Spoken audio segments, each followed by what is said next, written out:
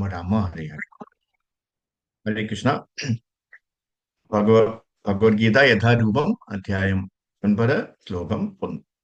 ശ്രീ ഭഗവാൻ ഉവാച ഇദം തു തേ ഗുഹ്യതമം പ്രവക്ഷ്യാമി അനസൂയവേ ജ്ഞാനം വിജ്ഞാനസഹിതം യജ്ഞാത്വാ മോക്ഷസ്യേ ശുഭാത്. ഇവിടെ ഭഗവാൻ എന്ന് പറയുന്നത് പരമാധികാരിയാണ്, അല്ലെ? ഭഗവാൻ എന്ന് പറഞ്ഞാല് പരമാധികാരിയാണ്, എല്ലാത്തിന്റെയും അധികാരികത ഉള്ളത്. ഇതുവരെ ആധികാരിക ശക്തിയെ സംബന്ധിച്ചിടത്തോളം അത് ശ്രീല രൂപ ഗോസ്വാമി വിശകലനം ചെയ്യുന്നുണ്ട്. 100% ശക്തി, അല്ലെ? അല്ലെങ്കിൽ 100% യോഗ്യത. അത് ആരിലാണ് കാണാൻ പറ്റുക? ഭഗവാൻ കൃഷ്ണനിലാണ് നമുക്ക് കാണാൻ പറ്റുക. കൃഷ്ണസ്തു ഭഗവാൻ സ്വയം, ശ്രീമദ് ഭാഗവതം പറയുന്നുണ്ട് 1-ാമത്തെ അധ്യായത്തില്, 1-ാം സ്കന്ധം 3-ാം അധ്യായം. ചിലപ്പോൾ നാരദ മുനിയെ ഭഗവാൻ എന്ന് വിളിക്കുന്നത് പോലെ, അല്ലെ? ചിലപ്പോൾ നമ്മൾ മറ്റുള്ളവരെയും ചിലപ്പോൾ ഭഗവാൻ എന്ന് വിളിക്കാറുണ്ട്. ശിവഭഗവാനെ ഭഗവാൻ എന്ന് വിളിക്കാറുണ്ട്, അല്ലെ? വിഷ്ണുത്വം മാത്രമല്ല, മറ്റുള്ളവരും ചിലപ്പോൾ അവരെ എന്താണ് ഭഗവാൻ എന്ന് അഭിസംബോധന ചെയ്യാറുണ്ട്, അല്ലെ? എന്നാൽ ഇവിടെ പ്രത്യേകിച്ചിട്ട് ഭഗവാനെ ചൂണ്ടിക്കാണിക്കുകയാണ്, കൃഷ്ണനെ ചൂണ്ടിക്കാണിക്കുകയാണ്, അല്ലെ? ശ്രീമദ് ഭാഗവതത്തിൽ കൃഷ്ണസ്തു ഭഗവാൻ സ്വയം എന്ന് പറയുന്നത്, അല്ലെ? ഇത്രയൊക്കെ ഭഗവാന്മാരുണ്ടെങ്കിലും ഭഗവാൻ സ്വയം ആരാണ്? കൃഷ്ണനാണ്, ഭഗവാൻ കൃഷ്ണനാണ്. യഥാർത്ഥത്തിൽ ഭഗവാൻ കൃഷ്ണനാണ്. കാരണം ഭഗവാന്റെ 100% ഗുണങ്ങൾ ഭഗവാൻ കൃഷ്ണനിലുണ്ട്. ചൈതന്യ ചരിതാമൃതത്തിലും അത് വിശകലനം ചെയ്യുന്നുണ്ട്, അല്ലെ? നാരായണൻ, അല്ലെ? അതും അദ്ദേഹവും ഭഗവാനാണ്. എന്നാൽ ശ്രീല രൂപ ഗോസ്വാമി വിശകലനം ചെയ്തു, അല്ലെ? നാരായണൻ 94%, 100%, അല്ലെങ്കിൽ മറ്റൊരു വിധത്തിൽ പറഞ്ഞാൽ നമുക്ക് എന്താണ് ശ്രീ ഐശ്വര്യപൂർണ്ണം, അതാണ് ഭഗവാൻ കൃഷ്ണൻ എന്നെടുക്കാം, അല്ലെ? കൂടാതെ സദൈശ്വര്യങ്ങൾ നമ്മൾ കണ്ടിട്ടുണ്ട്, അല്ലെ? സദൈശ്വര്യങ്ങൾ. പക്ഷെ അത് പ്രദർശിപ്പിച്ചിട്ടില്ല. അതല്ല, രാമചന്ദ്രനെ പോലെ ഭഗവാൻ രാമചന്ദ്രൻ രാമാതിമൂർത്തിഷു കലാനിയമേന തുഷ്ടൻ ബ്രഹ്മസംഹിതയിൽ പറയുന്നുണ്ട്, അല്ലെ? പരമപുരുഷനായ ഭഗവാൻ കൃഷ്ണൻ, രാമൻ, നരസിംഹൻ, വരാഹം, അനേകായിരം അവതാരങ്ങൾക്കൊപ്പം പരമപുരുഷനായി നിലകൊള്ളും. അവരും എല്ലാം കൃഷ്ണൻ തന്നെയാണ്. കേശവധൃത രാമശരീര ജയ ജഗദീശ ഹരേ. കേശവധൃത മീനശരീര ജയ ജഗദീശ ഹരേ. അതിനാൽ കേശവ ഭഗവാൻ കൃഷ്ണ, ഭഗവാൻ എല്ലാ അവതാരങ്ങളോടും കൂടി നിലനിൽക്കുന്നു, ഭഗവാൻ കൃഷ്ണനായി നിലനിൽക്കുന്നു. അതിനാൽ കൃഷ്ണനെ കുറിച്ച് പറയുമ്പോൾ ഭഗവാന്റെ എല്ലാ വികാസവും അവതാരവുമാണ് നാം എടുക്കേണ്ടത്. അതുകൊണ്ട് രാമാതിമൂർത്തിഷു കല എന്ന് പറയപ്പെടും. അവ കലയാണ്. കല എന്നാൽ പൂർണ്ണമായ വികാസമല്ല, ഭാഗികമായ വികാസം എന്നാണ് അർത്ഥം വെക്കുന്നത്. പൂർണ്ണ വികാസം എന്നാൽ പൂർണ്ണം. അതുകൊണ്ട് അവരും ഭഗവാൻ തന്നെയാണ്. എന്നാൽ കൃഷ്ണസ്തു ഭഗവാൻ സ്വയം എന്നാൽ ഭഗവാന്റെ ആധികാരികമായി ഭഗവത് പൂർണ്ണമായി പ്രകടിപ്പിക്കുന്നത് കൃഷ്ണനിലാണ്. അതായത് ഏറ്റവും മുകളിൽ നിൽക്കുന്നത് ഭഗവാൻ കൃഷ്ണനാണെന്ന് അർത്ഥം, മറ്റുള്ളവരിലല്ല. അതുകൊണ്ട് ശ്രീമദ് ഭാഗവതത്തിൽ ഇങ്ങനെ പറയുന്നു. വ്യത്യസ്ത അവതാരങ്ങളുടെ ലിസ്റ്റ് ഉണ്ടാക്കിയ ശേഷം അതിൽ പറയുന്നുണ്ട് എന്താണ്? ഏതേസ് ചംസ കലാപുംസ കൃഷ്ണസ്തു ഭഗവാൻ സ്വയം കലാനിയമേന തിഷ്ഠാൻ. അവയുടെ ശക്തിയുടെ വികാസത്തിൽ ഭാഗികമായി വികാസവുമാണ്. അല്ലെങ്കിൽ ശക്തിയുടെ വികാസം, ശക്തി ആവേശ വിതരണം, അല്ലെ? വെറും ഭഗവാൻ, ബുദ്ധ ഭഗവാനെ നോക്കിക്കഴിഞ്ഞാൽ അവരെല്ലാവരും ശക്തി ആവേശ അവതാരങ്ങളാണ്. അനേകം ശക്തി ആവേശ അവതാരങ്ങളുണ്ട്. അതിനാൽ ഈ വിധത്തിൽ ഭഗവാൻ കൃഷ്ണൻ, ഭഗവാന്റെ വികാസത്തിലും വ്യക്തിത്വം കൃഷ്ണനാണ്, അല്ലെ? കൃഷ്ണസ്തു ഭഗവാൻ സ്വയം. അതുകൊണ്ട് ഭഗവത്ഗീത പറയുന്നത് എന്താണ്? കൃഷ്ണനാണ്. എന്നാൽ ഭഗവാനെ വേർതിരിച്ചറിയാൻ വ്യാസദേവൻ ശ്രീ ഭഗവാൻ ഉവാച എഴുതുകയാണ്, അല്ലെ? നമ്മുടെ ഈ ഭഗവത്ഗീതയൊക്കെ നോക്കിക്കഴിഞ്ഞാൽ അതിലൊരിക്കലും ശ്രീ കൃഷ്ണ ഉവാച എന്ന് കേട്ടിട്ടില്ല, അല്ലെ? ശ്രീകൃഷ്ണ ഉവാച എന്നെവിടെയെങ്കിലും പറഞ്ഞു കേട്ടിട്ടുണ്ടോ? ഇല്ല. അവിടെ എന്താ പറഞ്ഞത്? ഭഗവാൻ ഉവാച എന്നാണ് പറഞ്ഞത്, അല്ലെ? കൃഷ്ണസ്തു ഭഗവാൻ എന്ന് വേർതിരിക്കുന്നതിൽ വേണ്ടി മാത്രമാണ് അവിടെ ഭഗവാൻ ഉവാച എന്ന് പറഞ്ഞത്. അതിനാൽ പരമപുരുഷനിൽ നിന്ന് അറിവ് ലഭിക്കുമെന്ന് നാം പ്രതിജ്ഞയെടുക്കും. അതാണ് നമ്മുടെ ദൗത്യം, കൃഷ്ണാബോധം. ഭഗവാൻ കൃഷ്ണൻ നൽകിയ അറിവ് ഇതാ. അതാണ് ഈ ഭഗവത്ഗീത. ഇതം തു തേ ഗുഹ്യതമം പ്രവക്ഷ്യാമി അനസൂയവേ, അല്ലെ? ഈ ശ്ലോകത്തിൽ പറയുന്നുണ്ട്. ഗുഹ്യതമമാണ്, വളരെ രഹസ്യമാണ്. അതായത് എല്ലാവർക്കും ഇത് വിളമ്പാനുള്ളതല്ല എന്നർത്ഥം. അതിന് യോഗ്യരായിട്ടുള്ളവർക്ക് മാത്രമാണ് ഇത് വിളമ്പേണ്ടത്, അല്ലെ? അവർക്ക് കൊടുത്താലേ അത് ദഹിച്ചു കിട്ടത്തുള്ളൂ.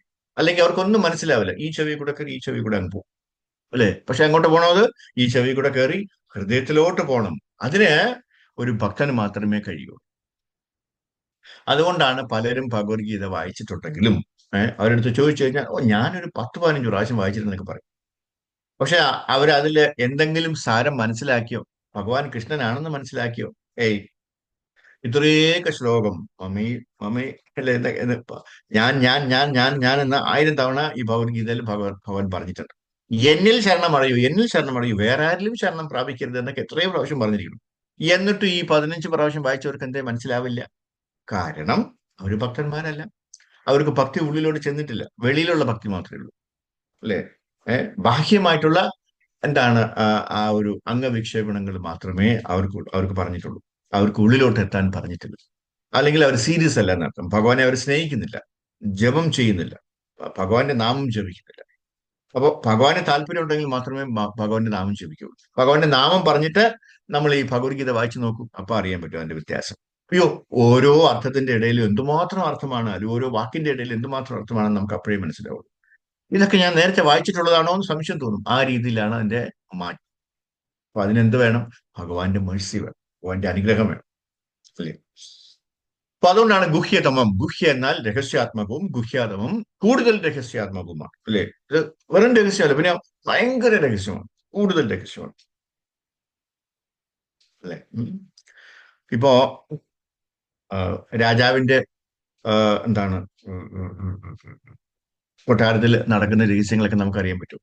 നമ്മളെ ഇടയിൽ കുറച്ച് രഹസ്യങ്ങളൊക്കെ ഉണ്ട്, അത് രഹസ്യം.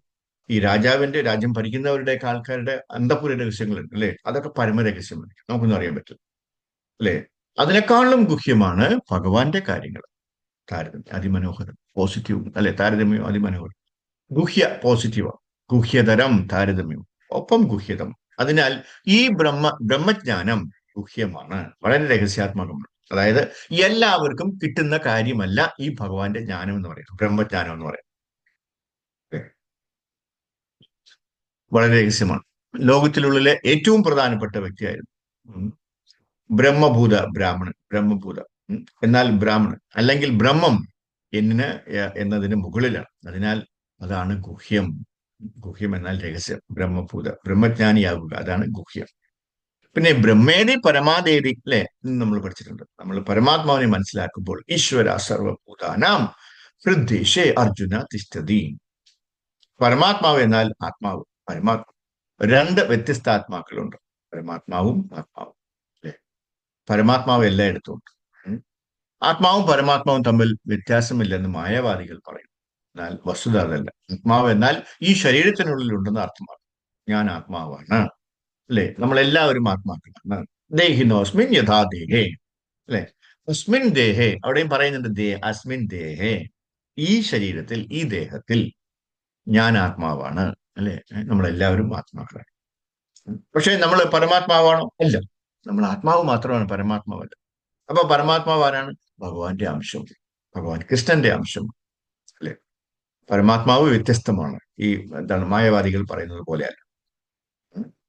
നമ്മള് ഈ ഇസ്കോൺ വിട്ടിട്ട് ബാക്കി ഏത് പ്രസംഗം കേട്ടാലും, പ്രീച്ചിങ് കേട്ടാലും നമ്മള് തരിച്ചിരുന്നു പോകും അത് കേൾക്കുമ്പോഴൊക്കെ. പക്ഷേ അവരിതാണ് പറയുന്നത്, എന്താണ് രണ്ടും ഒന്നാണ്. നമ്മൾ അറിയില്ല അവരുടെ ഈ ചതിക്കുഴിയിലേക്ക് വീണു പോകുന്നു. അത് ഫോളോ ചെയ്തങ്ങ് പോകും. അല്ലെ? ഒരു ഉപയോഗമില്ല, ജീവിതം വൃഥയായി. അല്ലെ? വളരെ വെറുതെ നമ്മൾ പാഴാക്കുകയാണ്. അതുകൊണ്ടാണ് നമ്മൾ ശരിയായിട്ടുള്ള ആൾക്കാരുടെ പാത പിന്തുടരണം. പ്രഭുപാദര് ഇതെല്ലാം മനസ്സിലാക്കിയ ആളാണ്, ഭയങ്കര ജ്ഞാനിയാണ്. അല്ലെ? അദ്ദേഹം സംസ്കൃത പണ്ഡിതനാണ്. അദ്ദേഹത്തിന് സംസ്കൃതത്തിൽ എത്ര വാക്കുണ്ടെങ്കിലും അതിന്റെയൊക്കെ അർത്ഥം അദ്ദേഹത്തിന് നന്നായിട്ട് അറിയാം. ഏതെല്ലാം സാഹചര്യത്തിലാണ് അതൊക്കെ ഉപകരിക്കേണ്ടതെന്ന് അറിയാം. കാരണം ഞാൻ പറഞ്ഞില്ലേ, സംസ്കൃതത്തിന് ഓരോ അർത്ഥത്തിനും ഏഴോളം അർത്ഥങ്ങളുണ്ട്. അതിൽ ഏതർത്ഥം എടുക്കും ഈ സ്ഥലത്ത് എന്ന് വേണം. ആ സിറ്റുവേഷൻ അനുസരിച്ചിട്ടാണ് അർത്ഥം മാറുന്നത്. അത് പ്രഭുപാദർക്ക് നന്നായിട്ട് അറിയാം. അതുകൊണ്ടാണ് നമുക്ക് ഇത് വളരെ നിസ്സാരമായിട്ട് നമുക്ക് വായിച്ച് മനസ്സിലാക്കാൻ പറ്റുന്നത്. കാരണം അത്രയ്ക്കും അത് ആ രീതിയിൽ അദ്ദേഹം അതിന്റെ ആഖ്യാനങ്ങൾ എഴുതിയിട്ടുണ്ട്. അല്ലെ? ഞാൻ പരമാത്മാവല്ല. പരമാത്മാവ് വ്യത്യസ്തമാണ്. പരമാത്മാവ് കൃഷ്ണനാണ്, അല്ലെങ്കിൽ എല്ലാവരുടെയും ഹൃദയത്തിൽ സ്ഥിതി ചെയ്യുന്ന പരമപുരുഷനാണ്. അതിനാൽ അതാണ് ഗുഹ്യതരം. ഒന്നാമതായി ബ്രഹ്മജ്ഞാനം അല്ലെങ്കിൽ ആത്മസാക്ഷാത്കാരം മനസ്സിലാക്കുക. അത് വളരെ രഹസ്യാത്മകമാണ്. അത് സാധാരണ അറിവല്ല, അത് സാധാരണ അറിവിന് മുകളിലാണ്. അതുകൊണ്ട് ഗുഹ്യ എന്ന് പറയും. ഗുഹ്യ എന്നാൽ വളരെ രഹസ്യമാണ്, അല്ലെ? ആരും അത് മനസ്സിലാക്കുന്നില്ല എന്നുള്ളതാണ് വിഷമം. മൗബുൽ. ശ്രോതവ്യാധിനി രാജേന്ദ്ര നൃണാം ശാന്തി സഹസ്രശ. പശ്ചാത്തം ആത്മതത്വം ഗ്രഹേസ്തു ഗൃഹമേദിന. ഇതും ശ്രീമദ് ഭാഗവതമാണ്. ഗ്രഹേസ്തു ഗ്രഹമേദിന. കുടുംബജീവിതത്തിൽ ജീവിക്കുന്നവർക്ക് ആത്മതത്വം എന്തെന്ന് മനസ്സിലാക്കാൻ കഴിയില്ല. ഉപശ്യതം, അപശ്യത, അല്ലെ? നൃണാം ശാന്തി സഹസ്ര. സുഖദേവ ഗോസ്വാമി പരീക്ഷിത് മഹാരാജാനോട് ഉപദേശിക്കുന്നത്, അല്ലെ? ഈ ആൾക്കാരെല്ലാവരും ഭയങ്കര തിരക്കില്ല. ഏഹ് ലൗകിക മനുഷ്യനെ അവൻ പത്രത്തിൽ വലിയ വാല്യങ്ങൾ, നമ്മൾ ഒരു വീട്ടിലൊക്കെ നോക്കിക്കഴിഞ്ഞാൽ ചിലപ്പോൾ 7-8 പത്രങ്ങളാണ് വരിക. ഇംഗ്ലീഷും മലയാളവും എല്ലാം കൂടി ചേർത്ത് 7-8 പത്രങ്ങളാണ് വായിക്കുക. ഓരോരുത്തർ കുത്തിയിരുന്ന് വായിക്കുന്ന കാണാം പത്രങ്ങൾ. അയ്യോ, അതങ്ങോട്ട് മുഴുവൻ അരച്ച് കലക്കി കുടിച്ചു കഴിഞ്ഞാൽ വളരെ സന്തോഷമാണ്. ഈ വാർത്തകളൊന്നും അവർ മറക്കത്തുമില്ല. അതിന് 10 പേരോട് പറയാൻ അവർക്ക് വളരെ എളുപ്പം കഴിയും. മറിച്ച് ഭഗവത്ഗീതയുടെ ഒരു ശ്ലോകം വായിച്ചിട്ട് അതിന്റെ അർത്ഥം പറയാൻ പറഞ്ഞാൽ എനിക്കൊന്നും അറിയില്ല, എനിക്കൊന്നും മനസ്സിലായിട്ടില്ല എന്ന് പറയും, അല്ലേ? അത് അവർക്ക് മറ്റുള്ളവർക്ക് പകർന്നു കൊടുക്കാൻ പറ്റത്തില്ല. അത് അവർക്ക് അതിനുള്ള സമയം കിട്ടുന്നില്ല. കാര്യം എന്താണ്? ഈ പേപ്പർ വായിക്കുമ്പോൾ തന്നെ ഒരിട്ടില്ല, മുഴുവൻ വായിച്ച് തീർക്കുകയാണ്. ചിലർ കണ്ടിട്ടില്ല, ഇങ്ങനെ കുത്തിയിരുന്ന് വായിക്കുന്നതാണ്, ഇങ്ങനെ നൂത്ത് പിടിച്ച് ഇങ്ങനെ ഓരോ വരിയായിട്ട് ഇങ്ങനെ എഴുതുക. വല്ല ഉപയോഗമുണ്ടോ? ആ സമയത്ത് ഒരു ഹരകൃഷ്ണ മാമന്ത്രം പറഞ്ഞെങ്കിൽ എന്തോ ലാഭമായിരുന്നു, അല്ലെ? ആത്മാവ് രക്ഷപ്പെട്ടു പോയത്, അല്ലെ? അതിനൊക്കെ എല്ലാവർക്കും ആ മേഴ്സി കിട്ടത്തില്ല. ഭഗവാന്റെ മേഴ്സി ഉണ്ടെങ്കിൽ അവന് ഉള്ളത് ചിട്ടാണ്. ഓക്കെ. അപ്പൊ അവർക്ക് അതിനൊന്നും താല്പര്യം, ദേഹിനോ അസ്മിൻ യഥാ ദേഹേ, അവർക്ക് അതിനൊന്നും താല്പര്യമില്ല. അതിനാൽ സുഖദേവ ഗോസ്വാമി പറയുന്നു, സാധാരണ മനുഷ്യൻ സംഗീതവും സിനിമയും സാധാരണ വാർത്തകളും എല്ലാ നഗരങ്ങളിലും എല്ലാ പത്രങ്ങളുടെയും നിരവധി പതിപ്പുകൾ. അതിനാൽ ഇതൊരു വസ്തുതയാണ്. ശ്രോതവ്യാനി രാജേന്ദ്ര നൃണാം ശാന്തി സഹസ്രശ. സഹസ്രശ എന്നാൽ ആയിരം, അല്ലെ? ആയിരങ്ങൾ ആയിരങ്ങൾ ആയിരങ്ങൾ ആയിരങ്ങൾ, സഹസ്രശ ഒരുപാട് ആയിരങ്ങൾ. എന്തുകൊണ്ടാണ് അവർ ഇത്രയധികം പത്രങ്ങളിൽ തിരക്കിലായിരിക്കുന്നത്? എന്തുകൊണ്ടാണ് അവർക്ക് ഭഗവത്ഗീതയും ആത്മതത്വവും മനസ്സിലാക്കുക എന്നതാണ്, എന്താണ് ഭഗവത്ഗീതയും ശ്രീമദ് ഭാഗവതവും കേൾക്കാൻ താല്പര്യമില്ലാത്തത്? കാരണം അപശ്യതാം ആത്മതത്വം, അല്ലെ? ജീവിതത്തിന്റെ യഥാർത്ഥ ലക്ഷ്യം അവർക്കറിയില്ല. അപശ്യതാം. എന്തുകൊണ്ടാണ് നമ്മൾ മറക്കുന്നത്? ഗൃഹേഷു ഗൃഹമേദിന. കുടുംബം നിലനിർത്തുന്നതിനും കുടുംബജീവിതത്തിൽ നിന്ന് കുറച്ച് ആസ്വാദ്യകരമാക്കാനും അവർ അത് പ്രതിജ്ഞ എടുക്കുന്നു. ഗ്രഹമേദിന. ഗ്രഹമേദിന എന്ന് പറഞ്ഞാൽ ഇസ്കോ അല്ലെങ്കിൽ ഹരേ കൃഷ്ണ അല്ലെങ്കിൽ കൃഷ്ണാബോധത്തോട് അല്ലാത്ത ആൾക്കാരാണ് ഗ്രഹമേദിന എന്ന് പറയുന്നത്, അല്ലേ? അത് എന്താണ്? ഈ കരിമ്പിൻ കാട്ടില് ആന കയറിയത് പോലെയാണ്. അതാണ് ഗ്രഹമേദി എന്ന് പറയുന്നത്, അല്ലെ? ഗ്രഹസ്ഥനല്ല. ഗ്രഹസ്ഥനാണെങ്കിൽ എന്ത് ചെയ്യും? ഭാര്യയും മക്കളെയും എല്ലാവരെയും കൃഷ്ണാബോധത്തിൽ കൊണ്ടുവന്ന് ആ രീതിയിൽ അവരെ വളർത്തും, അല്ലെങ്കിൽ അവരെ അതിന് പ്രോത്സാഹിപ്പിക്കും. അതിനെയാണ് ഗൃഹസ്ഥൻ എന്ന് പറയുന്നത്. അല്ലാത്തവരെല്ലാവരും ഗൃഹമേധികളാണ്. കാര്യം എന്താണ്?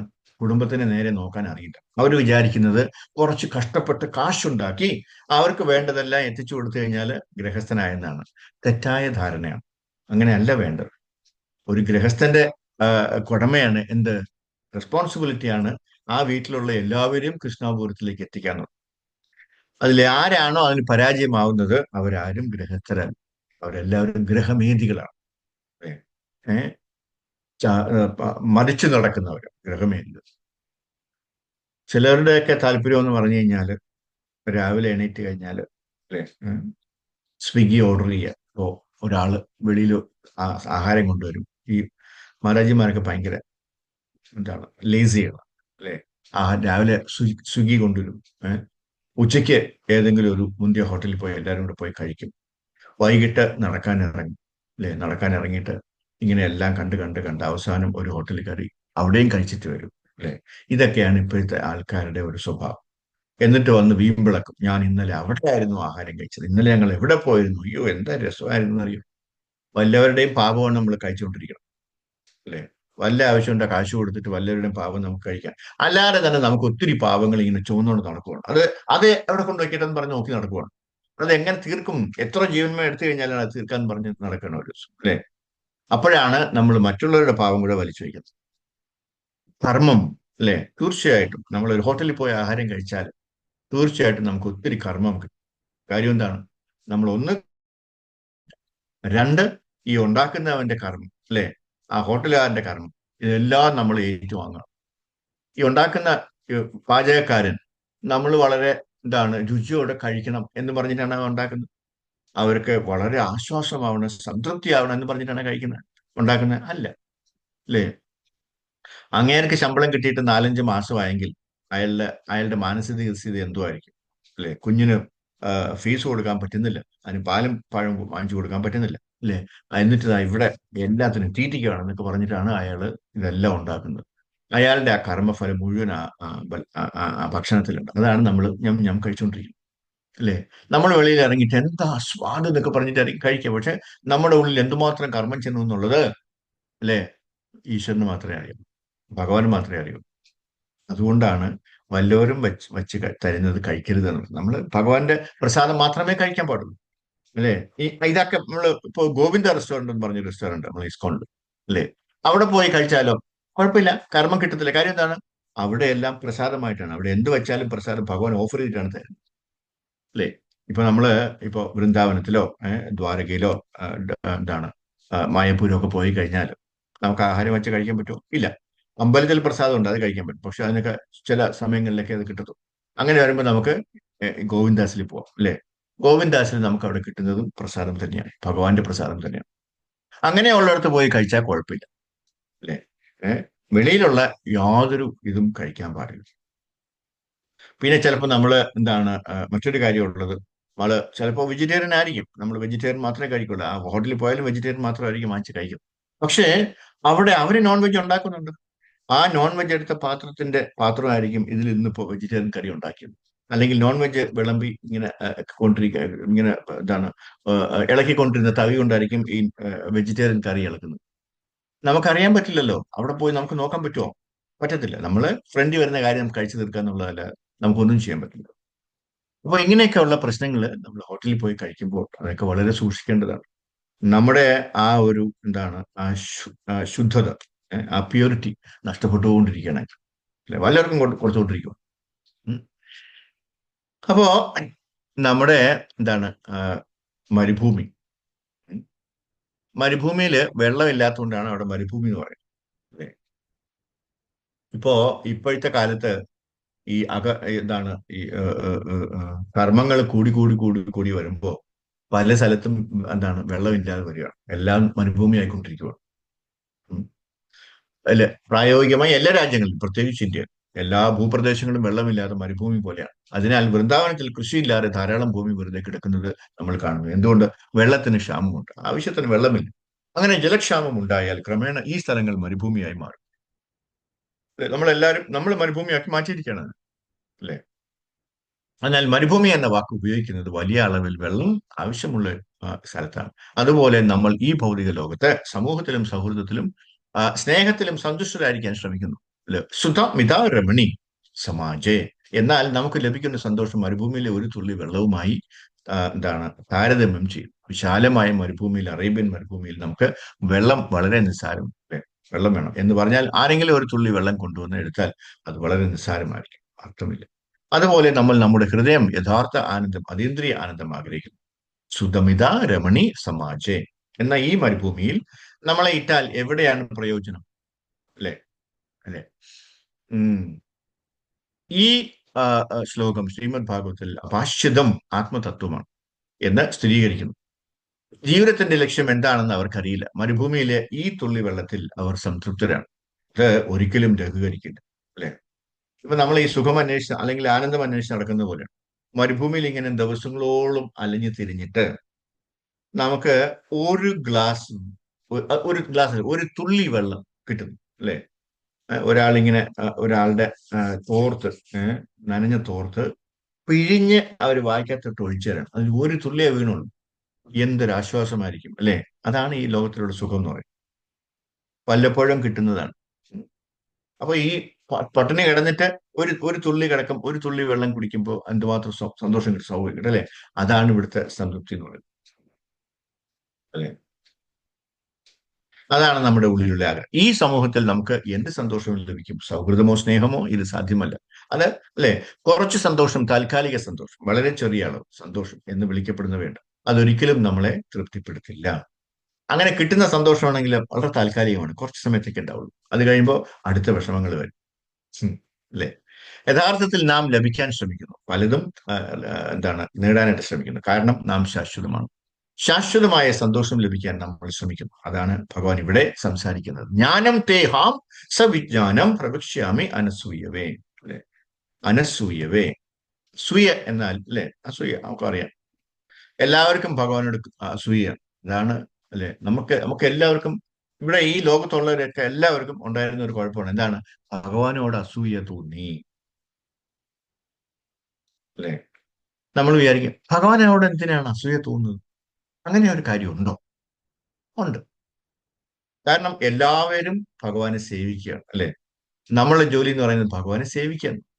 പക്ഷെ ഇടയ്ക്ക് നമുക്കൊരു ഇച്ചിരി അഹങ്കാരം നമ്മുടെ ഉള്ളിൽ ഉണ്ടാവുകയും, എന്തുകൊണ്ട് എനിക്കും അങ്ങനെ ആയിക്കൂടാ, എനിക്ക് എന്തുകൊണ്ട് മാസ്റ്റർ ആയിക്കൂടാ, ഭഗവാന് മാത്രം മതിയോ, അല്ലെ ഈ സുഖമൊക്കെ, നമുക്ക് സുഖം വേണ്ടേ എന്ന് എപ്പോഴും ചിന്തിച്ചോ അപ്പൊ താഴെ പോകുന്നതാണ് നമ്മൾ. അല്ലെ? ഈ ഭൂലോകത്തിൽ വന്നിട്ട് ഈ ആനന്ദം ശരി എന്നാ പിന്നെ നീ മാസ്റ്റർ ആയിക്കോ എന്ന് പറഞ്ഞിട്ട് അല്ലെ എന്നിട്ട് പറഞ്ഞു വിട്ടതാണ്. ഭഗവാൻ ഒരുപാട് പറഞ്ഞു, നീ പോവല്ലേ പോവല്ലേ, അവിടെ പോയി കഴിഞ്ഞാൽ എന്താണ് ദുഃഖാലയം അശാശ്വതമാണ്, നിനക്കൊരു സുഖം കിട്ടില്ല എന്ന് പറഞ്ഞെങ്കിലും ഇല്ല ഇല്ല ഇല്ല, ഞാൻ പോയിട്ട് വരാം, എനിക്കും വേണം ആനന്ദം, എനിക്കും സൂഹിക്കണം എന്നൊക്കെ പറഞ്ഞിട്ടാണ് നമ്മൾ എല്ലാവരും ഓടി താഴോട്ട് വന്നത്. അല്ലെ? ഗോലോക വൃന്ദവനത്തില് 75% ആൾക്കാർ ഇപ്പോഴും അവിടെ തന്നെയുണ്ട്. അവരൊന്നും കുഴപ്പമില്ല, അവര് എല്ലാ ദിവസവും ഭഗവാനെ സേവിച്ചുകൊണ്ടിരിക്കും. ബാക്കി 25% മാത്രമാണ് ഈ ഭൂലോകത്തിലുള്ളത്. അല്ലേ? അപ്പൊ ഇത്രയും ആൾക്കാരുണ്ടെങ്കിൽ ഗോലോക വൃന്ദാവനത്തിൽ എന്തുമാത്രം ആൾക്കാരുണ്ടെന്ന് അനുമാനിച്ചോളൂ. അല്ലേ? ഇവിടെ ഇത്രയും ആൾക്കാരുണ്ട്, അത് 25%. 75% മുകളിലുണ്ട്. അല്ലേ? ഏഹ്? ആ. അപ്പോ കംസനെ പോലെ ഈ ഭൂപ്രദേശമായ മധുരയിൽ കംസൻ ഉണ്ടായിരുന്നു. അവൻ അസൂയപ്പെട്ട തന്റെ ഭൃത്യനോട്, കൃഷ്ണൻ ജനിച്ചയുടൻ കുട്ടിയെ കൊണ്ടുവരൂ, ഞാൻ അവനെ കൊല്ലും എന്ന് ആജ്ഞാപിച്ചു. ഇതാണ് ആശു. അതിനാൽ ഈ നിമിഷത്തിൽ പ്രായോഗികമായി ലോകം മുഴുവൻ അവർ ദൈവരഹിതരായിരിക്കാൻ ആഗ്രഹിക്കുന്നു. ശാസ്ത്രജ്ഞരും എല്ലാവരും ദൈവമില്ല, കൃഷ്ണനില്ല, ഇതെല്ലാം വികാരമാണ് എന്ന് തെളിയിക്കാൻ ശ്രമിക്കുന്നു. ഇന്നലെ ഞാനൊരു എന്താണ് ഒരു ഒരു ഒരു ഫാമിലി അമ്പലത്തിൽ വെച്ചിട്ട് കണ്ടു. ഇങ്ങനെ അവിചാരിതമായി കണ്ടതാണ്, തൊഴാൻ വന്നതാണ്, ആദ്യമായിട്ട് വന്നതാണ്, കോട്ടയത്ത് നിന്ന് വന്നവരാണ്. ഉം. ആ അച്ഛനും അമ്മയും ഒരു മകളും മകൻ, പിന്നെ മകളുടെ ഒരു കൂട്ടുകാരിയും കൂടെ ഉണ്ടായിരുന്നു. അപ്പൊ ഈ മകൻ എന്തിനോ ദൂരോട്ട് പോകും. ഞാനിങ്ങനെ കാര്യങ്ങളൊക്കെ പറഞ്ഞു കൊടുത്തു, ഇവിടെ നിൽക്കുന്ന ആരാണ്, കാര്യങ്ങളൊക്കെ എന്താണ് ജപിക്കണമെന്നൊക്കെ കാര്യങ്ങളൊക്കെ പറഞ്ഞുകൊണ്ടിരിക്കുമ്പോ ഈ മകൻ എന്തിനോ എന്തോ എന്തോ എടുക്കാനായിട്ട് അപ്പുറത്തോട്ട് പോയി. അപ്പോ അച്ഛൻ രഹസ്യമായിട്ട് ഓടി വന്ന് എൻ്റെ അടുത്ത് പറയാണ്, ഇവനെ കൊണ്ട് ഒരു നിവൃത്തിയില്ല, അവൻ ഈശ്വരന് വിശ്വാസവും ഇല്ല, അല്ലേ? സ്വാമി ഒന്ന് സംസാരിക്കണം, ആ എന്താ ചെയ്യാ? അപ്പൊ ഞാൻ പറഞ്ഞു അവനോട് അങ്ങനെ ഡയറക്റ്റായിട്ട് സംസാരിച്ചിട്ട് ഒരു കഥയുമില്ല. വരും അവനൊരു ദിവസം വരും, പക്ഷെ അവന് വേണ്ടി നിങ്ങൾ എല്ലാവരും ജപിക്കുക. അവരുടെ മനസ്സ് മാറാനും ഭഗവാനെ സ്നേഹിക്കാനും. ഭഗവാൻ ഉണ്ടെന്ന് വിശ്വസിക്കുന്നില്ല. അവർക്ക് കൂട്ടായിട്ട് വന്ന് കയറി നിന്നേ ഉള്ളൂ, അവിടെ എന്താ നടക്കണമെന്ന് അറിയാൻ വേണ്ടി. ഇതെല്ലാം നിരീക്ഷിക്കാൻ വന്നതാണ്. ആ അപ്പോ അങ്ങനെ ഇപ്പോഴത്തെ ജനറേഷൻ കുട്ടികളുണ്ട്, ഒത്തിരി ആൾക്കാരുണ്ട്. നമ്മള് നമ്മള് ഈ കൃഷ്ണാപുരത്തിലുള്ള കുട്ടികൾ മാത്രമേ കാണുന്നില്ല, അതാണ് നമുക്ക് അറിയാത്തത്. നമ്മൾ വിചാരിക്കാൻ എല്ലാ കുട്ടികളും അങ്ങനെയാണ്, അല്ല. ഭൂരിഭാഗം കുട്ടികൾക്കും എന്താണ് ഈശ്വരജ്ഞാനമില്ല, അവരെ വിശ്വസിക്കുന്നില്ല. അവരെല്ലാവരും കമ്മ്യൂണിസ്റ്റ് ആവാൻ ശ്രമിക്കുന്ന ആൾക്കാരാണ്. ഞാൻ കമ്മ്യൂണിസ്റ്റുകാരെ കുറ്റം പറയുന്നതല്ല, പക്ഷെ ഈശ്വര വിശ്വാസം ഇല്ലാത്തവരെല്ലാം കമ്മ്യൂണിസ്റ്റ് എന്നാണ് വിചാരിക്കുന്നത്, പറയുന്നത്, അല്ലേ? അപ്പൊ ഈ പയ്യനും ഈ ഈ ഈ ഈ ഈ പ്രഭുവിന്റെ മകനും അങ്ങനെ ഒരാളാണ്. ചെറുപ്പക്കാരൻ, അവൻ എഞ്ചിനീയറിംഗ് അല്ല, ഡിഗ്രിക്ക് അങ്ങോട്ട് പഠിക്കുന്നേ ഉള്ളൂ, കൊച്ചു പയ്യന്.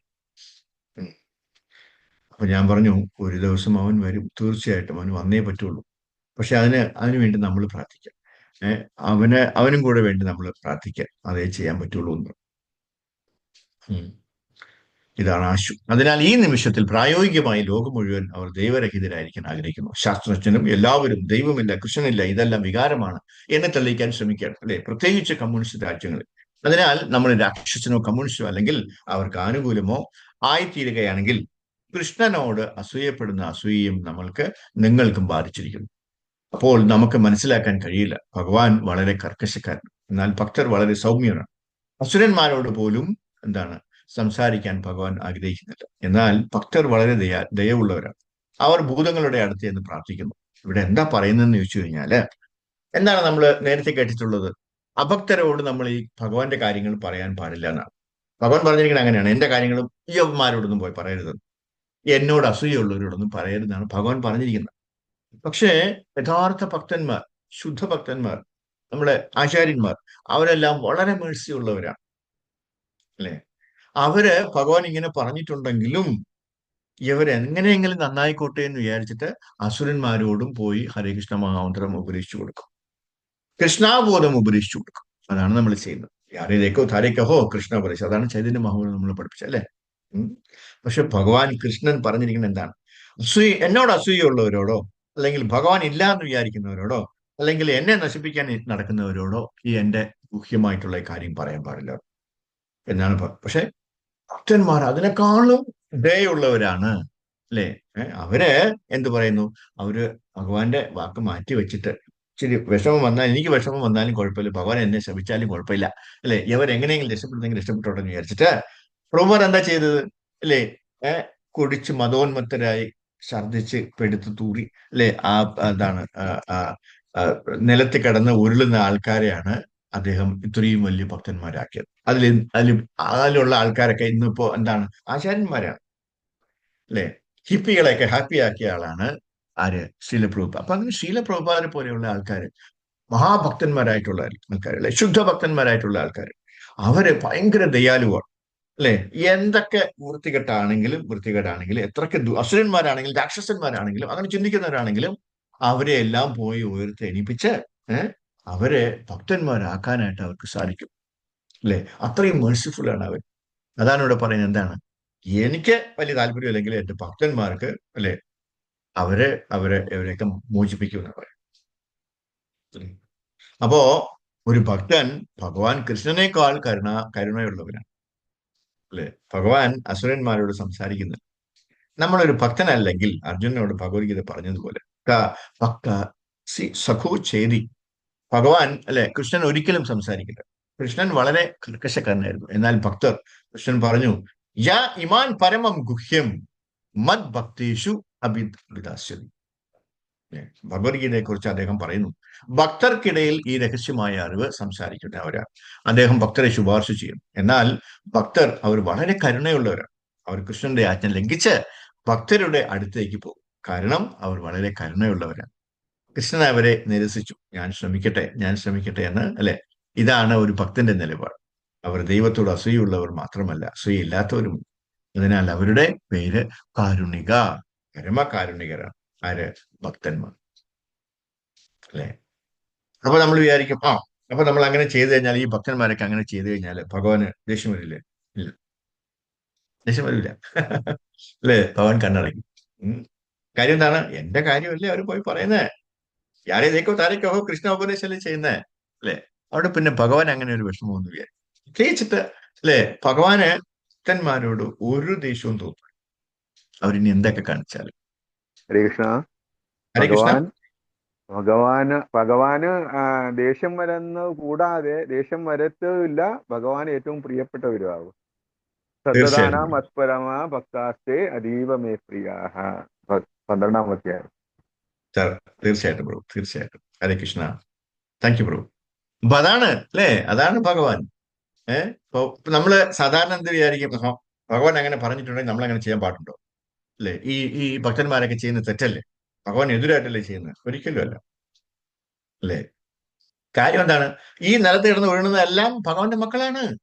ആരെങ്കിലും അവരെ രക്ഷപ്പെടുത്തുക എന്ന് പറഞ്ഞാൽ ഭഗവാൻ ഡയറക്റ്റ് ആയിട്ട് പോകാൻ താല്പര്യമില്ല, അല്ലെ? അത് എന്തോ അങ്ങനെ രാക്ഷസന്മാരാണെന്ന് പറയും. പക്ഷെ വേറെ ആരെങ്കിലും, ഒരു ഭക്തൻ അവിടെ പോയി അവരെ രക്ഷിച്ചു കൊണ്ടുവന്നു കഴിഞ്ഞാൽ ഭഗവാൻ അത് ഭയങ്കരമായിട്ട് ഇഷ്ടപ്പെടും, അല്ലെ? ഭഗവാൻ ഒന്നും വിചാരിക്കില്ല, മിണ്ടായിരിക്കും, അല്ലെ? കണ്ണടച്ചിരിക്കും, അല്ലെ? രക്ഷപ്പെട്ടു പോട്ടെ എന്ന് വിചാരിക്കും. അതാണ് ഭഗവാൻ. കാര്യം എന്താണ്? ഭഗവാൻ മേഴ്സി ഇല്ലാത്തതുകൊണ്ടല്ല. പക്ഷെ എന്നോട് അസൂയുള്ളവൻ കിടക്കട്ടെ എന്ന് വിചാരിക്കും. അവൻ പതുക്കെ വരട്ടെ എന്ന് വിചാരിക്കും, അല്ലെ? അവൻ ഒരു പ്രാവശ്യം ഹരകൃഷ്ണ എന്ന് പറഞ്ഞാൽ അപ്പൊ കാണാം ഭഗവാന്റെ ആ റിഫ്ലക്ഷൻ, അല്ലെ? ആ റെസ്പോണ്ട് അപ്പൊ അറിയാം. ഭഗവാൻ ഓടി വരും, ഓടി വന്ന് എങ്ങനെയെങ്കിലും രണ്ട് കൈയും പിടിച്ച് രക്ഷിപ്പിക്കും, അല്ലെ? അതാണ് ഭഗവാൻ. അപ്പോ അതുകൊണ്ട് എന്താണ്, അവരെ എന്തെങ്കിലും വിഷമിപ്പിച്ചാലും അവര് സഹിക്കും. ആര്? ഭക്തന്മാർ. ഭക്തന്മാരെപ്പോഴും, അല്ലെ? ഭൂതങ്ങളാൽ പീഡിപ്പിക്കപ്പെടുന്നു. പരമപുരുഷനായ കൃഷ്ണനെയും അവരുടെ ഭക്തന്മാരെയും പോലും പീഡിപ്പിക്കാൻ അവർ ഭൂതങ്ങൾ തയ്യാറാണ്. അതുകൊണ്ട് ഈ പീഡനങ്ങളെല്ലാം അവർ സഹിക്കുന്നു. ഇപ്പൊ ഈ അടുത്ത കാലത്ത് ബംഗ്ലാദേശിൽ എന്താ നടന്നത് അല്ലെ? ബംഗ്ലാദേശിലെ ഇസ്കോൺ ടെമ്പിള് അവിടെ ബംഗ്ലാദേശി മുസ്ലിങ്ങൾ ആക്രമിക്കുകയും അല്ലെ, അവിടെയുള്ള ഭക്തന്മാരെയും അല്ലെ അവിടെയുള്ള ആൾക്കാരെയൊക്കെ ദ്രോഹിക്കുകയൊക്കെ ചെയ്തു അല്ലെ. ഈ ഒരു അത്യാവശ്യം വന്നപ്പോ ഒരു ആപത്ഘട്ടം വന്നപ്പോ അവർക്ക് എല്ലാവർക്കും പ്രസാദം വിളമ്പി കൊടുത്ത ആൾക്കാരെയാണ് അവർ ഉപദ്രവിച്ചത് ഇപ്പോ അല്ലെ. അതൊക്കെ നമ്മൾ പേപ്പറിലൊക്കെ വായിച്ചതാണ്. എന്നിട്ട് അവർ മതിയാക്കിയോ? ഇല്ല. അവരോട് ഒരു വിരോധവും നമ്മുടെ ഭക്തന്മാർക്കില്ല. ഇപ്പോഴും അവര് അതുപോലെ തന്നെ പ്രസാദം കൊടുത്തുകൊണ്ടിരിക്കുന്നു. അതെല്ലാം വന്ന് ഈ അടിച്ചവരെല്ലാവരും അല്ലെങ്കിൽ ബഹളം ഉണ്ടാക്കിയവരെല്ലാവരും ഇവരെ ദ്രോഹിച്ചവരെല്ലാവരും ഇപ്പോൾ വന്ന് കഴിച്ചിട്ട് പോകുന്നുണ്ട്. അവർക്ക് ഒരു കുഴപ്പമില്ല. ഒരിക്കലും അവരെ മാറ്റി നിർത്തിയിട്ടില്ല. അവരിപ്പോഴും പഴയതുപോലെ അല്ലെ. അതാണ് ഭക്തന്മാർ. ശുദ്ധഭക്തന്മാർ അങ്ങനെയാണ്. ഒരു ദേഷ്യമോ വൈരാഗ്യമോ വാശിയോ അല്ലെ വിരോധമോ ഒന്നും അവർ മനസ്സിൽ വെച്ചിരിക്കുകയില്ല. അതൊക്കെ പോയി, അത് കഴിഞ്ഞു അല്ലെ. എങ്ങനെയെങ്കിലും നന്നായിക്കോട്ടെ എന്ന് വിചാരിച്ചിട്ടാണ് അവർ വീണ്ടും അവർക്ക് ആ പ്രസാദം കൊടുക്കും അല്ലെ. ഇതാണ് ചൈതന്യ മഹാപ്രഭു പഠിപ്പിക്കുന്നത്. ഋണാദപി സുനീചേന തരൂരപി സഹിഷ്ണുന അല്ലെ അമാനീന മാനദേന കീർത്തനീയ സദാഹരി. ഇതൊന്നും നമ്മൾ നോക്കേണ്ട ആവശ്യമില്ല. എപ്പോഴും കീർത്തനം ചെയ്തുകൊണ്ടിരിക്കുക, സദാഹരിയായിട്ടിരിക്കുക എന്നാണ് ഭഗവാൻ പറയുന്നത് അല്ലെ. അപ്പൊ അങ്ങനെയുള്ള ചൈതന്യ മഹാപ്രഭുവിന്റെ മക്കളാണ് നമ്മളെല്ലാവരും. അപ്പൊ നമ്മൾ എങ്ങനെ ആയിരിക്കണം? അതുപോലെ ആയിരിക്കണം അല്ലെ. ഭഗവാനെ പോലെ ആയിരിക്കണം. ഭഗവാൻ നമുക്ക് പഠിപ്പിച്ചെന്നത് പോലെ ആയിരിക്കണം. ഇതാണ് ഭഗവാൻ പഠിപ്പിച്ച നമ്മളെ. ഒരു ഭക്തൻ ശ്രീ ചൈതന്യ മഹാപ്രഭുവിന്റെ ഈ ശ്ലോകം പഠിക്കണം. അവൻ വൃക്ഷങ്ങളെക്കാൾ സഹിഷ്ണുതയുള്ളവനായിരിക്കണം. അവർ കാരുണികനായിരിക്കും. അല്ലെ, അത്യധികം കരുണയുള്ളവനും കൃഷ്ണനേക്കാൾ കരുണയുള്ളവനും ആയതിനാൽ അസുരന്മാരുടെ ഇടയിൽ പ്രസംഗിക്കാൻ അവർ റിസ്ക് എടുക്കുന്നു അല്ലെ. അവരുടെ ജീവൻ പോലും ബലി കർപ്പിച്ചുകൊണ്ടാണ്. കൃഷ്ണനേക്കാൾ കരുണയുള്ളവർ. ഈ ആഫ്രിക്കയിലൊക്കെ പോയി കഴിഞ്ഞാൽ അവിടെ നരഭോജികളുണ്ട്. അവിടെ പോലും നമ്മുടെ സീനിയർ ഡിവോട്ടീസ് ഒക്കെ ചെന്നിട്ട് കൃഷ്ണാബോധം പ്രചരിപ്പിക്കുന്നുണ്ട്. എന്നെ ഞാൻ തല്ലിക്കൊന്ന് തിന്നാലും കുഴപ്പമില്ല, അവർ ഒരു പ്രാവശ്യമെങ്കിലും കൃഷ്ണ എന്ന് പറഞ്ഞാൽ എന്റെ ജീവിതം അല്ലെ സ്വാർത്ഥമായി എന്നാണ് അവർ വിചാരിക്കുന്നത്, ഭക്തന്മാർ വിചാരിക്കുന്നത്. അങ്ങനെയെങ്കിലും എന്റെ ഭഗവാന്റെ നാമം എനിക്ക് അവിടെ പ്രചരിപ്പിക്കണം എന്നുള്ള താല്പര്യത്തോടു കൂടിയാണ് അവർ. നമ്മൾ വിചാരിക്കുന്നത് പോലെയല്ല. ചില രാജ്യത്തൊക്കെ വളരെ വളരെ പ്രശ്നമാണ് അല്ലെ. ഇറാനില് അവിടെ ഹരേ കൃഷ്ണ എന്നങ്ങനെ ആരെങ്കിലും വെളിയിൽ പറയുകയോ ബാഗൊക്കെ കൊണ്ട് വെളിയിൽ നടക്കുകയോ ചെയ്താല് ഷൂട്ട് ഓൺ സൈറ്റ് ആണ്. അപ്പൊ തന്നെ വെടിവെച്ച് കൊല്ലണമെന്നാണ് പറയുന്നത്. അങ്ങനെയുള്ള സ്ഥലത്ത് ഇറാനില് ഇപ്പോ 10,000-കണക്കിന് കൃഷ്ണഭക്തന്മാരുണ്ട്. അവിടെ കൃഷ്ണാബോധമുണ്ട്.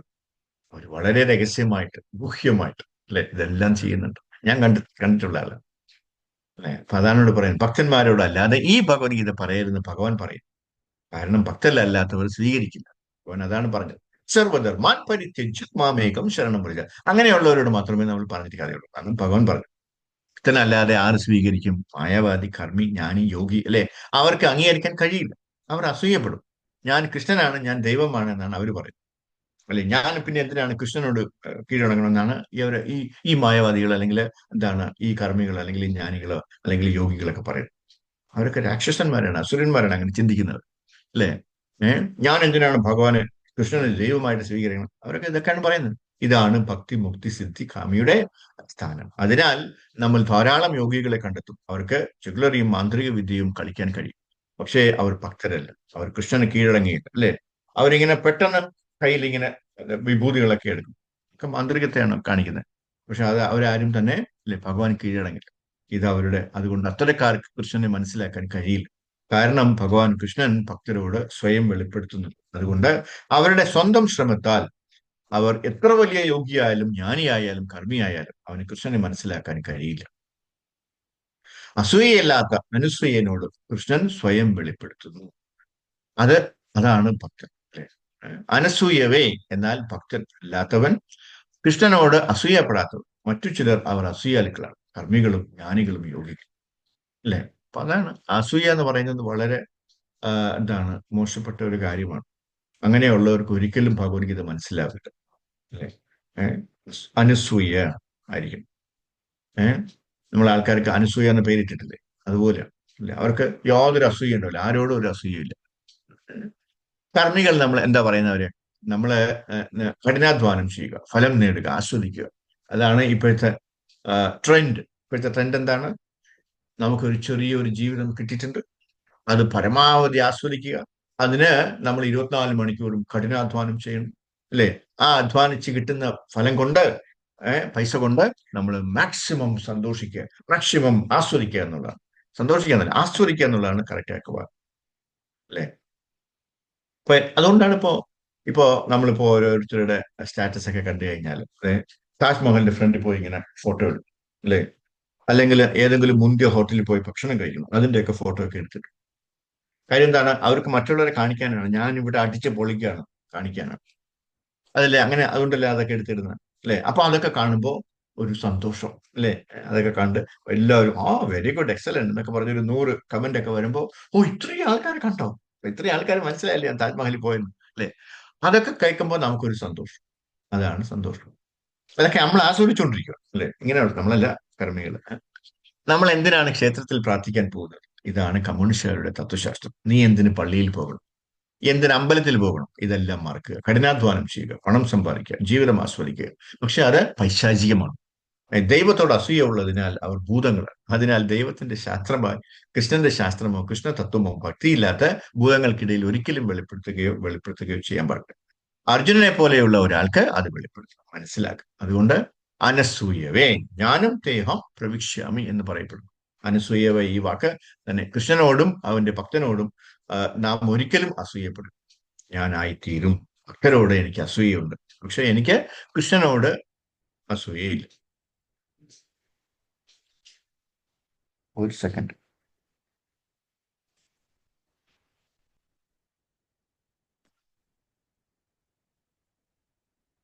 ഓക്കെ.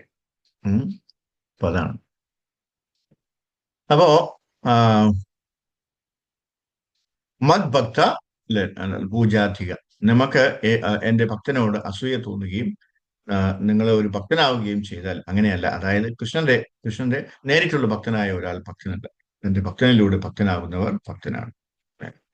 അപ്പൊ ഭഗവാൻ പറയുന്നത് ഇപ്പോ എന്താണ്, ചൈതന്യ മഹാപ്രഭു പറഞ്ഞ എന്താണ്? ദാസാനു ദാസാനു ദാസാനു ദാസാനു ദാസാനു ദാസാനാണ്, അല്ലെ? അപ്പൊ നമ്മള് ഭഗവാന്റെ ഡയറക്റ്റ് ഭക്തനാവേണ്ട ആവശ്യമില്ല. നമ്മള് ഡയറക്റ്റ് ഭക്തന്റെ ഭക്തന്റെ ഭക്തന്റെ ഭക്തന്റെ ഭക്തന്റെ ദാസനാവുകയാണ്, അല്ലെ? അങ്ങനെ താഴോട്ട് താഴോട്ട് താഴോട്ട് എത്രമാത്രം താഴോട്ട് നമ്മൾ ഇറങ്ങിയിട്ടുണ്ടോ അത്രമാത്രം ഐശ്വര്യം നമുക്ക് വരും, അല്ലെങ്കിൽ അത്രമാത്രം എന്താണ് നമുക്ക് ആ ഒരു പൊട്ടൻസി വരും, അല്ലെങ്കിൽ നമുക്ക് അത്രയും എന്താണ് നമുക്ക് അനുഗ്രഹമാണ് കിട്ടുന്നത്, അല്ലെ? കാര്യം എന്താണ്? ഈ മുകളിലുള്ള എല്ലാവരുടെയും അനുഗ്രഹം നമുക്ക് കിട്ടും. നമ്മളിപ്പോ എന്തെങ്കിലും ചെയ്തു കഴിഞ്ഞാൽ നമ്മൾ എന്താ ചെയ്യുക? നമ്മളെ ഗുരുവിലാണ് സമർപ്പിക്കുക, അല്ലെ? ആ ഗുരു എന്ത് ചെയ്യും? അദ്ദേഹത്തിന്റെ ഗുരുവിലേൽപ്പിക്കും. ആ ഗുരു എന്ത് ചെയ്യും? അദ്ദേഹത്തിന്റെ ഗുരുവിലേൽപ്പിക്കും. അപ്പൊ ഇതെല്ലാം ഇങ്ങനെ പോയി പോയി പോയി പോയിട്ടാണ് ഭഗവാനിലെത്തുന്നത്. അപ്പൊ നമുക്ക് ഇത്രയും ആൾക്കാരുടെ അനുഗ്രഹം നമുക്ക് കിട്ടുകയാണ്. അതാണ് ദാസാനു ദാസാനു ദാസാനു ദാസ. എത്രയും താഴോട്ട് പോവോ അത്രയും കൂടുതൽ അനുഗ്രഹം നമുക്ക് കിട്ടിക്കൊണ്ടിരിക്കുക, അല്ലെ? എന്റെ കൊച്ചുമകൻ തന്നതാണെന്ന് പറയും. ഓക്കെ. ജ്ഞാനം വിജ്ഞാന സഹിതം, അല്ലെ? ഈ അറിവ്, ഏറ്റവും രഹസ്യമായ അറിവ്, അത് വികാരമല്ല, വിജ്ഞാന സഹിതം, അത് ശാസ്ത്രമാണ്. ശാസ്ത്രീയ അറിവിൽ എന്ന പോലെ നമ്മൾ സൈദ്ധാന്തികമായും പ്രായോഗികമായും അറിഞ്ഞിരിക്കണം. മാത്രവുമല്ല ഇത്രയും, അല്ലെ, ഓക്സിജൻ ഇത്രയും അധികം ഹൈഡ്രജൻ കലർത്തി ജലം ഉൽപ്പാദിപ്പിക്കുന്നു എന്ന് നമുക്കറിയാം. അത് സൈദ്ധാന്തികമാണ്. ഈ 2 രാസവസ്തുക്കൾ കലർത്തി വെള്ളം ഉണ്ടാക്കും, അത് പ്രായോഗികമാണ്. അങ്ങനെ എന്താണ് അവര് പരീക്ഷയൊക്കെ പാസ്സാവുന്നു, സൈദ്ധാന്തികവും പ്രായോഗികവും എടുക്കുന്നു. അതിനാൽ സൈദ്ധാന്തികമാണ്. കൃഷ്ണൻ പറയുന്നു സർവധർമാൻ പരിത്യജ്യ മാമേകം ശരണം വ്രജ.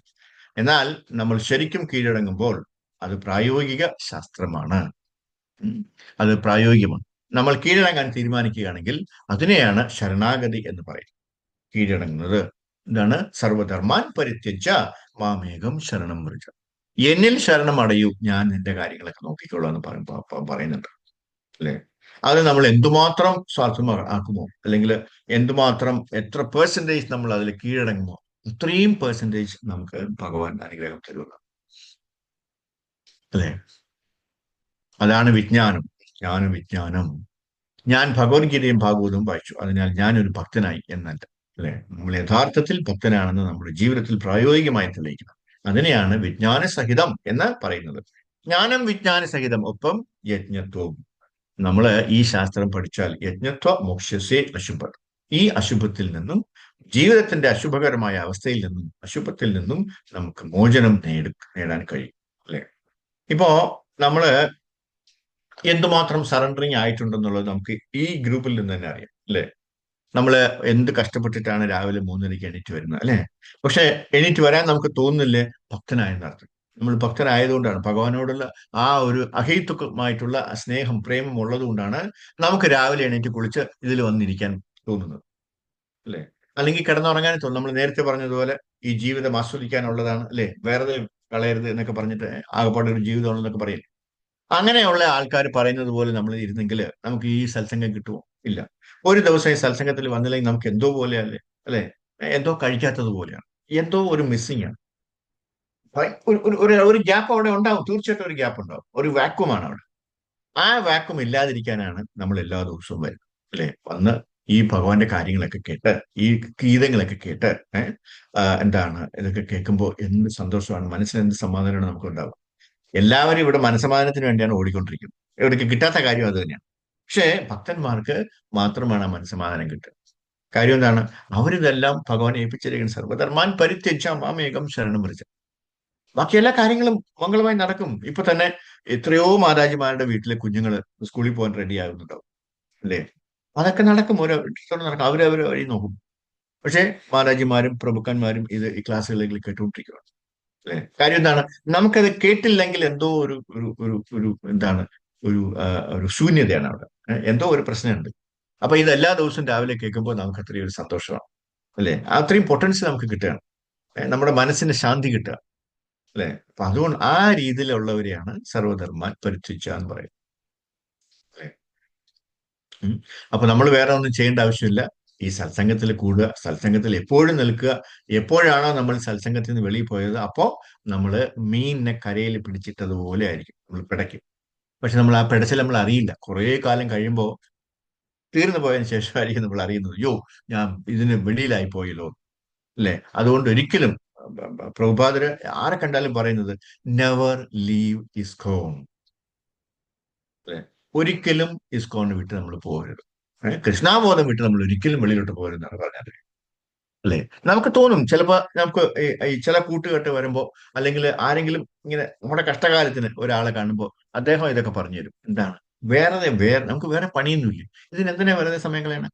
നിങ്ങൾ ആ സമയത്ത് ഇതൊക്കെ ചെയ്യാത്തത്, അത് ചെയ്യാത്തത്, ഇത് ജപിക്കും, അത് ജപിക്കും എന്നൊക്കെ പറയും. ഒരു ഉപയോഗമില്ല. പക്ഷെ നമ്മള് അതിൽ വശംവദരായി പോകരുത്. നമ്മുടെ ചാണ്ടിങ് എന്തുമാത്രം സീരിയസ് ആണോ, സിൻസിയർ ആണോ, അതിനനുസരിച്ച് നമുക്ക് ഇതിൽ തന്നെ ഉറച്ചു നിൽക്കാൻ പറ്റും. അതിൽ നമ്മൾ വെള്ളം ചേർത്ത് കഴിഞ്ഞാൽ, ചാണ്ടിങ്ങിൽ നമ്മൾ വെള്ളം ചേർത്ത് കഴിഞ്ഞാൽ നമ്മൾ അറിയുന്നു പോകത്തില്ല. നമ്മൾ എങ്ങനെയാണ് പോകുന്നത് പോലും നമ്മൾ അറിയത്തില്ല.